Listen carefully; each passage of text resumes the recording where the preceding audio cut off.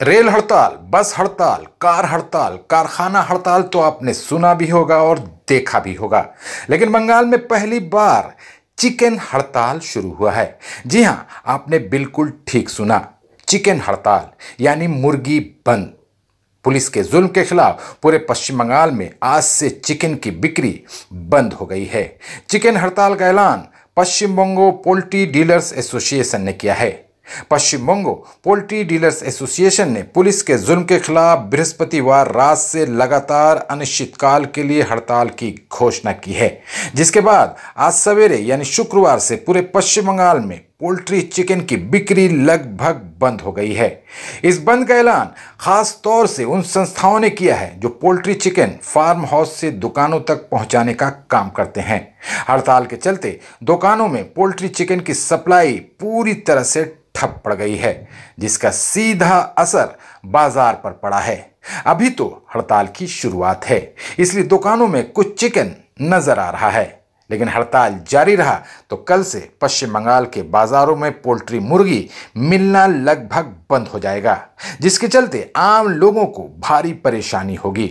Hotel वालों को भी काफी नुकसान होगा। हालांकि पश्चिम बंगाल में मुर्गी के कारोबार से जुड़े सबसे बड़े संगठन पोल्ट्री फेडरेशन ने इस हड़ताल का समर्थन नहीं किया है, लेकिन जब सप्लाई ही बंद हो जाएगी तो फेडरेशन भी कुछ नहीं कर पाएगा। West Bengal poultry traders association के सदस्य अमर घोष ने कहा कि हम लोग पुलिस के जुल्म से परेशान हो चुके हैं। कदम कदम पर हमें पुलिस को पैसा देना पड़ता है। अब हम लोग और पुलिसिया जुल्म को बर्दाश्त नहीं करेंगे। उन्होंने कहा कि अगर प्रशासन आगे आकर कोई रास्ता निकालता है तो ठीक है, वरना हड़ताल जारी रहेगा। पैसे देकर भी चिकन नहीं मिलेगा, जिसके चलते बहुत से होटल भी बंद हो जाएंगे। दिन दिन पुलिस अत्याचार। पुलिस आगे 10 টাকা 20 টাকা রাস্তায় রাস্তায় দিলে চলে তো, প্রত্যেক জায়গা, প্রত্যেক থানা, প্রত্যেক ফাঁড়িতে মাসোহারা, কোথায় 500 টাকা, কোথায় 400 টাকা মাসোহারা। তা সত্ত্বেও পুলিশ পয়সা চায়। কেন হবে এটা দিনের পর দিন? আমার নাম অমর ঘোষ।